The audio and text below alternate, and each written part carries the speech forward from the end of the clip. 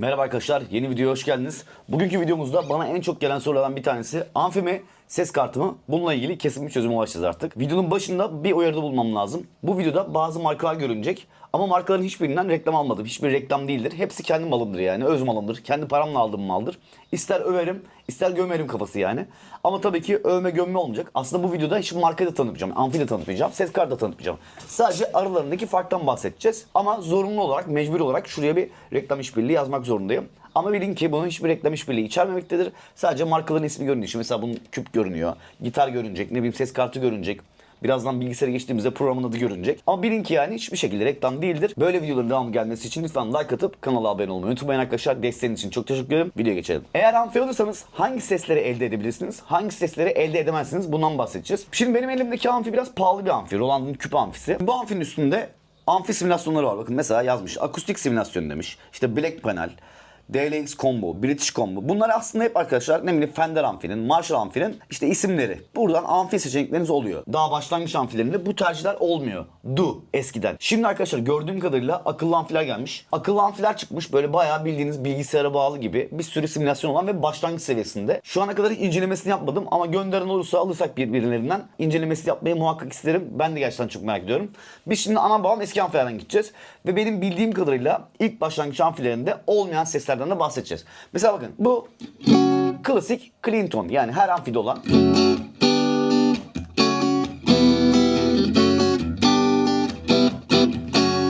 Bunu her amfiden alabilirsiniz ama bu kadar soundlu mu, bu kadar kaliteli mi alırsınız bu tartışılır. Çünkü bu büyük bir amfi, 40 wattlık bir amfi. Sizin alacağınız başlangıç amfileri 10 watt oluyor. Ne bileyim 15 watt oluyor tam bilemeyeceğim ama 10 watt oluyor herhalde genelde. Tabii amfiye vereceğiniz para arttıkça alacağınız ses kalitesi değişiyor. Bu pahalı bir amfi başlangıç amfilerine göre. Bununla sahne falan da yapmışlığım var benim rock gruplarında. Mesela ne sesler var bir bakalım. Yine reverb verdim. Çok verdik reverb'ü. Chorus da verdim.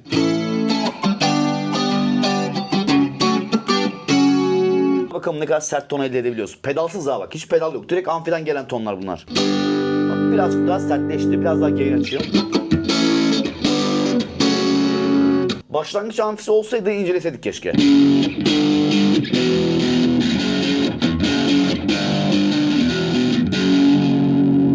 Şimdi biraz da delay verdim. Bir de o tona bakalım.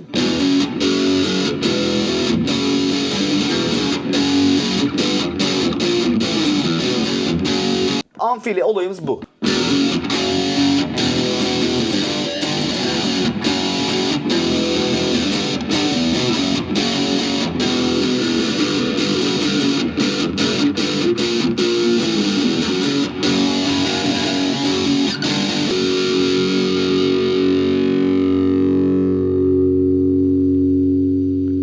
Güzel. Ses kartına geçmeden önce şundan bahsetmek isterim. Şimdi bu amfiyi al götür, sahnede çal. Önüne bir mikrofon koysunlar. Bak pedalın bile yoksa diyorum yani. Bir tane foot switch alırsın. Foot switch ne işe yarıyor? Basıyorsun abi şu clean tondan.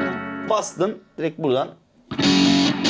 Buna geç. Temiz tonla drive ton arasında geçiş yapabiliyorsun tek bir full switch'te. Sadece amfi al götür sahnede çal. Tabi ses kartında böyle bir olayımız yok. Ses kartını evde kullanıyorsun abi. Tabi sahneye götüren arkadaşlar da var. Ses kartını götüreceksin.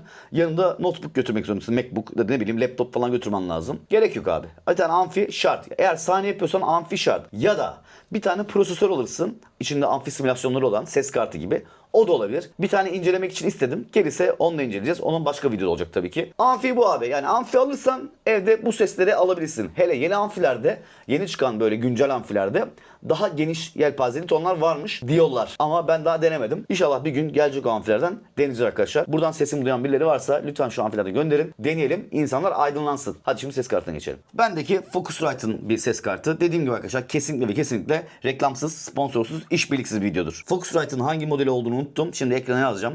Bendeki bu. Buna bir tane mikrofon girişi var. Şuradan şu mikrofon gidiyor. Bu da Rode'un mikrofonu arkadaşlar. Bunu da işte yayınlarda kullanıyorum.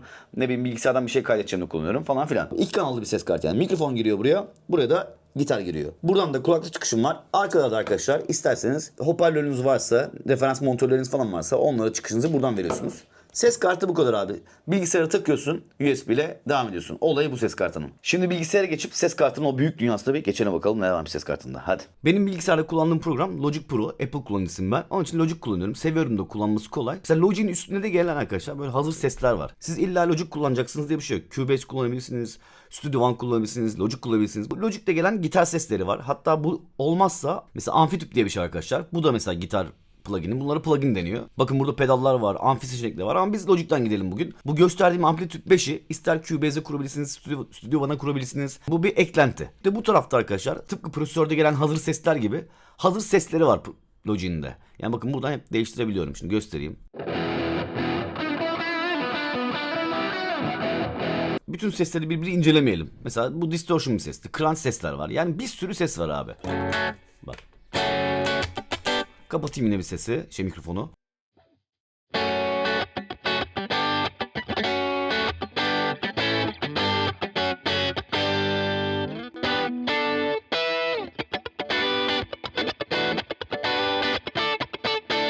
Hatta program üzerinden bakın şöyle amfiyi açayım. Buradan amfiyi değiştirebiliyoruz, kafayı değiştirebiliyoruz, kabini değiştirebiliyoruz. Şuna kafa deniyor. Şuradakine, şuna kabin deniyor.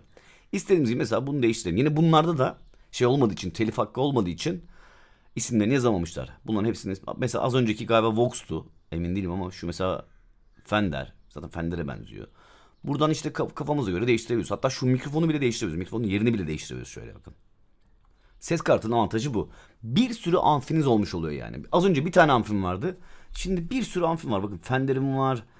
Küçük bir şey var. Large Tweet var. Şurada bir yerde Marshall var. Mesela Marshall bu değil galiba. Hangisi Marshall ya?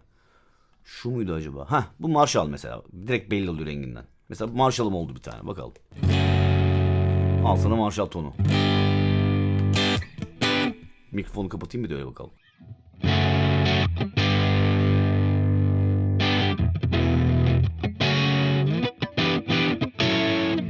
Yani ses kartının avantajı bu abi. Çok fazla seçeneğiniz oluyor elinizde. Eğer bilgisayarınız varsa ve evden dışarı çıkmadan çalacaksanız ses kartı bence amfiye göre daha büyük avantaj. Buradan bir sürü seçeneğim var. Ses kartı aldığında abi sadece elektro gitar için değil, klasik gitar için, mikrofon için bir sürü efektin olmuş oluyor. Şimdi şunu bir kapatayım.